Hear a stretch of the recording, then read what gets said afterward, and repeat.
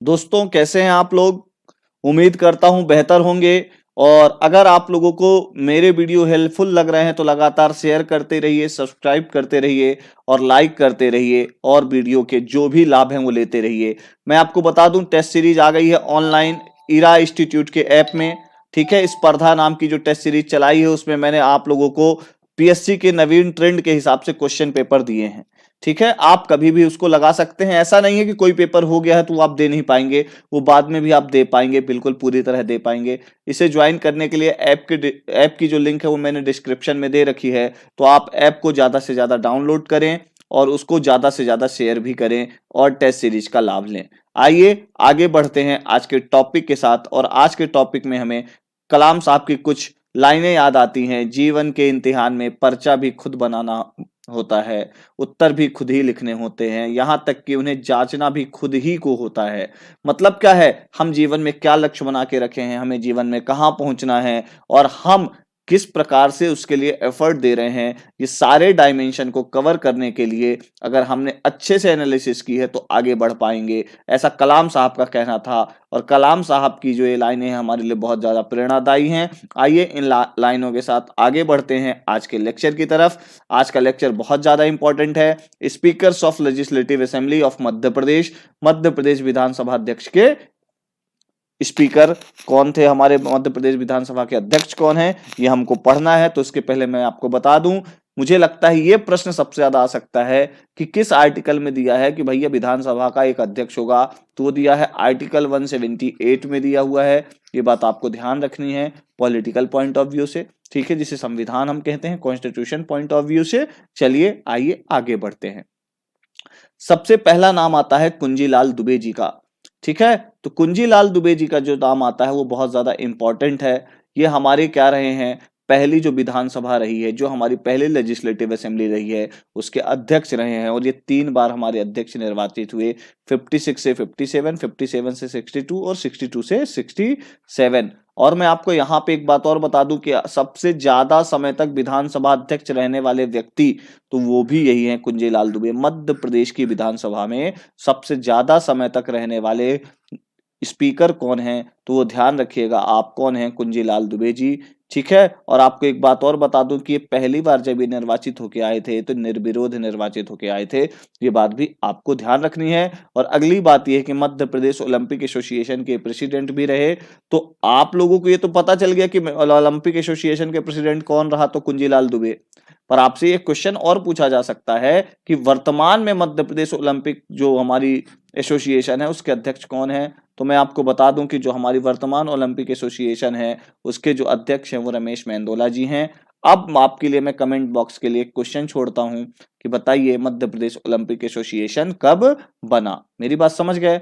1964 में इन्हें क्या दिया गया, पद्म भूषण दिया गया। ये बात आपको ध्यान रखनी है। ठीक है, तो इतनी सारी चीजें आपको मैंने कुंजीलाल दुबे जी के बारे में बताई और ये आपसे पूछा जा सकता है मध्य प्रदेश पीएससी के एग्जाम में। ठीक है, आइए आगे बढ़ते हैं अगले में। अगले हैं काशी प्रसाद पांडे जी। ये हमारे दूसरे जो है तो स्पीकर थे, ये बात आपको ध्यान में रखनी है। ये दूसरे हमारे विधानसभा के अध्यक्ष थे। ठीक है, और इन्हें विधानसभा का जनक कहा जाता है। क्यों कहा जाता है, क्योंकि ये वरिष्ठतम सदस्य थे। ठीक है, और जब वरिष्ठतम जो सदस्य होता है उसको प्रोटेम स्पीकर बनाया जाता है। तो ये लगभग लगभग मध्य प्रदेश की इसके पहले की जितनी विधानसभा थी सब में स्पीकर थे, इसलिए इन्हें विधानसभा का जनक कहा जाता है। ये बात आप ध्यान रखिएगा काशी प्रसाद पांडे जी के लिए, ये बहुत ज्यादा इंपॉर्टेंट बात है। ठीक है, और आपको इस बात और यहाँ पे पता होगी ना। चलिए कमेंट बॉक्स में ही बताइएगा कि ये विधानसभा का जो स्पीकर होता है अपना इस्तीफा किसको देगा। ठीक है, चलिए आगे बढ़ते हैं। और अगले हैं कौन, तो वो तेजलाल टंबर। ठीक है, तेजलाल टेम्भरे जी। जो तेजलाल टेम्भरे जी है इनके साथ क्या है, तो ये मैं बता दूं ये हमारे तीसरे स्पीकर थे और पांचवी लेजिस्लेटिव असेंबली, पांचवी विधानसभा के पहले, क्योंकि पांचवी विधानसभा में 2 थे। कितने स्पीकर थे पांचवी विधानसभा में, तो ध्यान रखिएगा 2 थे।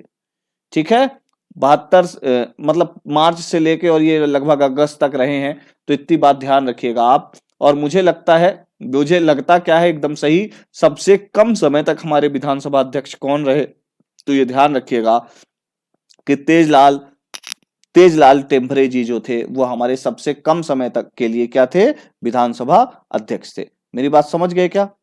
ठीक है, चलिए आगे बढ़ते हैं अगले नाम के साथ। अगला नाम है गुलशेर अहमद। ये हमारे 4th स्पीकर थे हमारी लेजिस्लेटिव असेंबली के।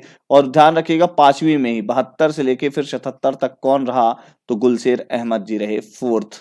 ये बहुत ज्यादा इंपॉर्टेंट नाम आ जाता है। ठीक है, चलिए आगे बढ़ते हैं। और मैं आपको बता दूं मेरी टेस्ट सीरीज आ गई है। आप लोग ऐप डाउनलोड कर लीजिए ईरा इंस्टीट्यूट का। और उसमें स्पर्धा नाम टेस्ट सीरीज है। हिंदी मीडियम इंग्लिश मीडियम दोनों में है। आप उसके सॉल्यूशन को कई बार देख सकते हैं। अटेम्प्ट आपको एक ही मिलेगा। मेरी बात समझ गए क्या? चलिए आगे बढ़ते हैं। अगले कौन है? मुकुंद सखाराम नेवालकर। और मुकुंद सखाराम नेवालकर जो हैं ये 77 से लेके 80 तक, ठीक है, कब से कब तक? 77 से लेके 80 तक क्या रहे? हमारी लेजिस्लेटिव असेंबली के स्पीकर रहे मुकुंद सखाराम नेवालकर। ये बात आपको ध्यान में रखनी है। ठीक है, अगला नाम आता है यज्ञदत्त शर्मा का। देखिए एक यज्ञदत्त शर्मा आपको पंजाब के भी मिलेंगे, उनसे कनेक्ट मत करिएगा इनको। ठीक है, ये अलग है ना, इनको इनमें उसमें मत मिलाइएगा। ठीक है, चलिए 6th लोकसभा स्पीकर हमारे कौन थे? तो ध्यान रखिएगा यज्ञदत्त शर्मा जी, 1980 से लेके 83 तक। ठीक है, ये बात आपको ध्यान में रखनी है। देखिए एक बात ध्यान रखिएगा कि जितनी चीजें मैं आप लोगों को बता रहा हूं इसमें एक भी नाम ऐसा नहीं है जो इंपॉर्टेंट ना हो। ठीक है, अब आगे अगला नाम आता है श्री राम किशोर शुक्ल, 7th स्पीकर थे। ठीक है, और इनके साथ क्या इंपॉर्टेंट है? ये जो हमारा क्या था, विंध्य प्रदेश था, क्या था? विंध्य प्रदेश बना था, आपको को पता होगा। रीऑर्गेनाइजेशन ऑफ एमपी पढ़ा होगा, उसमें विंध्य प्रदेश आता है, पार्ट सी का हिस्सा था। तो उसकी जो विधानसभा थी उसमें क्या थे ये? ध्यान रखिएगा विरोधी दल के नेता थे। मतलब क्या थे? जो हमारा विपक्ष है उसके अध्यक्ष, मतलब विरोधी दल के नेता थे, विपक्ष के नेता थे। ठीक है, लीडर ऑफ अपोजिशन थे। मेरी बात समझ गए क्या? और अगली बात क्या है इनके साथ और ज्यादा इंपॉर्टेंट है, ये विधानसभा में उपाध्यक्ष भी रहे, डिप्टी स्पीकर भी रहे हैं। देखिए कुछ ही ऐसे स्पीकर हैं जो डिप्टी स्पीकर रहे हैं। देखिए जब मेरा ये पूरा लेक्चर हो जाएगा तो आप मेरे को कमेंट बॉक्स में बताइएगा कि ऐसे कितने स्पीकर हैं जो डिप्टी स्पीकर के रूप में रह चुके हैं। तो ये ध्यान रखिएगा कि जो रामकिशोर शुक्ल जी हैं ये डिप्टी स्पीकर भी थे और फिर बाद में जाके 84 से लेके 85 तक क्या बने? स्पीकर बने। ये भी आपको ध्यान में रखना है। और 80 से लेके 84 तक क्या रहे हैं? डिप्टी स्पीकर रहे हैं रामकिशोर शुक्ल जी। ये बात आपको ध्यान में रखनी है। अब आगे अगला नाम राजेंद्र प्रसाद शुक्ल। ध्यान रखिएगा एक राजेंद्र प्रसाद शुक्ल रीवा से भी आते हैं और वो विधायक हैं। अभी कभी उद्योग मंत्री हुआ करते थे, कभी जनसंपर्क मंत्री हुआ करते थे। वो अलग हैं और ये अलग है। ठीक है, चलिए अभी बात करते हैं 8th स्पीकर थे ये स्टेट लेजिस्लेटिव असेंबली के, 85 से लेके 90 तक। और ये क्या थे? साहित्यकार थे। जैसे हमारे द्वारका प्रसाद मिश्र जो मुख्यमंत्री थे वो भी साहित्यकार थे, वैसे ये राजेंद्र प्रसाद शुक्ल थे। धरती की बात इनका एक निबंध संग्रह है। ठीक है, ऐसे कलेक्शन है हमारा। गमक इनका एक काव्य संग्रह है, ध्यान रखिएगा। और उसके बाद प्रश्न काल से शून्य काल, बहुत ज्यादा इंपॉर्टेंट इनकी एक रचना है, संसदीय पुस्तक है, पार्लियामेंट्री बुक है इनकी। प्रश्न काल से शून्य काल आपसे पूछा जा सकता है तो राजेंद्र प्रसाद शुक्ल की है। चलिए आगे बढ़ते हैं अगले नाम के साथ। अगला नाम है ब्रिज मोहन मिश्रा। 90 से लेके 93 तक ये 9th लेजिस्लेटिव असेंबली में हमारे क्या रहे? स्पीकर रहे ब्रिज मोहन मिश्रा जी। मेरी बात समझ गए क्या? 90 से लेके 93 तक ये हमारे 9th स्पीकर रहे हैं ब्रिज मोहन मिश्रा जी। मेरी बात समझ गए क्या? अब आते हैं अगले में। अगला नाम बहुत ज्यादा इंपॉर्टेंट है, श्रीनिवास तिवारी जी। इनको व्हाइट टाइगर भी कहते हैं, व्हाइट टाइगर ऑफ एमपी कहा जाता है, व्हाइट टाइगर ऑफ रीवा कहा जाता है इनको, श्रीनिवास तिवारी जी को। ये बात आपको ध्यान में रखनी है। और ये 93 से 99 और 99 के बाद 2003 ये रहे हैं विधानसभा अध्यक्ष। और आपको मैं बता दूं कि जब विंध्य प्रदेश बना तो इन्होंने एक समाजवादी पार्टी बनाई थी यहाँ। ठीक है, फिर उसके बाद ये इमरजेंसी के समय, अगर मैं गलत नहीं हूं तो ये बीजेपी कांग्रेस में शामिल हो गए। और उसके बाद जो है तो इनकी नई कहानी चालू होती है। 2018 में इनका स्वर्गवास हो गया, 19 जनवरी 2018 को। ठीक है, और आपको इसमें एक और बात बता दूं, ये भी डिप्टी स्पीकर रहे हैं। देखिए अभी मैं आपको कुछ देर पहले ही डिप्टी स्पीकर की बात कर रहा था कि बहुत कम ऐसे हमारे स्पीकर हैं जो डिप्टी स्पीकर रहे हैं। उसमें से एक ये इंपॉर्टेंट नाम है श्रीनिवास तिवारी जी का। 90 से लेके 92 तक ये क्या रहे हैं? डिप्टी स्पीकर रहे हैं। ये आपको ध्यान में रखना है। विंध्य क्षेत्र से आते थे, ये बात भी आपको ध्यान में रखनी है। चलिए आइए आगे बढ़ते हैं। आगे ईश्वर दास रोहाणी जी, बहुत ज्यादा इंपॉर्टेंट नाम है। और एक बात ये आपको ध्यान में रखनी है कि ईश्वर दास रोहाणी एकमात्र ऐसे स्पीकर है मध्य प्रदेश विधानसभा का कि जो अपने कार्यकाल के दौरान जिनका क्या हो गया, स्वर्गवास हो गया। नहीं तो जितने स्पीकर हैं वो अपना कार्यकाल से जब हट गए हैं उसके बाद उनका स्वर्गवास हुआ है। बट ईश्वर दास रोहाणी एक ऐसे विधानसभा अध्यक्ष हैं, ऐसे स्पीकर हैं जो अपने पद में रहते हुए ही इनका क्या हो गया, स्वर्गवास हो गया। ये 2 बार पद में रहे। तो चलिए, आप लोगों को मैंने अभी तक इतना बता दिया, तो मुझे बताइएगा 2-2 बार रहने वाले डिप्टी हमारे स्पीकर कौन है। डिप्टी स्पीकर नहीं, स्पीकर 2 बार रहने वाले कितने सदस्य हैं। ठीक है, 2003 से लेके 2009 तक, फिर 2009 से लेके 2013 तक, जब तक 5 नवंबर 2013 को इनका स्वर्गवास नहीं हो गया, तब तक ये क्या थे, ध्यान रखिएगा, तो विधानसभा के क्या थे, अध्यक्ष थे। कहां, मध्य प्रदेश में। मेरी बात समझ गए क्या? अगर आप लोगों को मेरी बात समझ में आ रही है तो मैं आपको बता दूं, टेस्ट सीरीज में बहुत अच्छे अच्छे क्वेश्चंस हैं।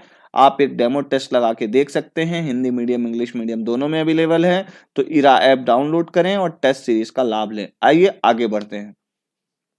अगला है सीतासरण शर्मा। ये 12th स्पीकर थे स्टेट लेजिस्लेटिव असेंबली के 2014 से 19 तक। ठीक है, 12th स्पीकर थे। ठीक है, मेरी बात समझ गए क्या? चलिए, आपको एक बात और बताऊंगा आगे।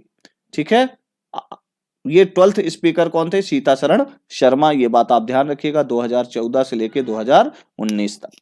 अब आगे आ जाइएगा, अगला नाम आता है नर्मदा प्रसाद प्रजापति। ये 13th स्पीकर थे लेजिस्लेटिव असेंबली में और हॉकी प्लेयर भी थे। ये बात आपको ध्यान रखनी है, ये हॉकी प्लेयर भी थे और 13th स्पीकर थे लेजिस्लेटिव असेंबली में जब कमलनाथ जी की सरकार थी। तब विधानसभा अध्यक्ष कौन था, तो एनपी प्रजापति। और मैं आपको ये भी बता देता हूं कि 2 लोग उसके बाद प्रोटेम स्पीकर बने इनके हटने के बाद। ठीक है, और वो कौन कौन थे, तो जगदीश देवड़ा जी प्रोटेम स्पीकर बने। ठीक है, ये लगभग 4 महीने रहे और उसके बाद रामेश्वर शर्मा जी बने। ठीक है, उसके बाद गिरीश गौतम जी जब तक नहीं बने तब तक रामेश्वर शर्मा जी प्रोटेम स्पीकर के पद पे, रामेश्वर शर्मा जी जो है प्रोटेम स्पीकर के पद में थे। तो हमारे जो 14th स्पीकर हैं वो गिरीश गौतम जी हैं। और आपसे पूछा जा सकता है कि गिरीश गौतम जी हमारे स्पीकर कब बने। प्रोटेम स्पीकर रामेश्वर शर्मा थे, स्पीकर कौन है आज की डेट में, गिरीश गौतम जी। रीवा में आते हैं, देवतलाव विधानसभा से। और ये 22 फरवरी 2021 में स्पीकर बने हैं। आपको एक बात और बता दूं, इन पे अभी फिर आऊंगा। एक बहुत इंपॉर्टेंट नाम आप लोगों से छूट जाएगा शायद, या आप लोगों को पता नहीं होगा। मैं आप लोगों को ये बताना चाहता हूं कि जो राजेंद्र प्रसाद शुक्ला हैं, ये एक ऐसे स्पीकर हैं जो छत्तीसगढ़ में भी स्पीकर रहे हैं। तो आपसे पूछा जाए ऐसे कौन था, ठीक है, कि जो मध्य प्रदेश की लेजिस्लेटिव असेंबली में भी स्पीकर रहा और छत्तीसगढ़ की भी लेजिस्लेटिव असेंबली में स्पीकर रहा, तो व्यक्ति कौन है, तो राजेंद्र प्रसाद शुक्ल जी हैं। ये ध्यान रखिएगा, ये बहुत ज्यादा इंपॉर्टेंट बात है, मैं आपको बताना भूल गया था। आइए आगे बढ़ते हैं और आते हैं अपन आज जो हमारे स्पीकर हैं गिरीश गौतम जी 14th स्पीकर हैं। फरवरी 2021 से ये बने हैं स्पीकर और अभी भी हमारी मध्य प्रदेश विधानसभा में स्पीकर के पद पर हैं। तो आप लोग ये बात ध्यान रखिएगा और आप लोग को ऐसे ही नॉलेजेबल वीडियो मैं आपके बना के लाता रहूंगा। मेरी कोशिश है अब 2-2 वीडियो ले आऊं। आप अगर एक वीडियो को अच्छा रिस्पॉन्ड करेंगे तो दूसरा वीडियो भी उतनी तीव्रता से आएगा, इस बात का ध्यान रखिएगा। तो जितना ज्यादा हो सके मेरे वीडियो को लाइक करें, सब्सक्राइब करें, शेयर करें और मेरी टेस्ट सीरीज को ज्वाइन करें। ठीक है, थैंक यू।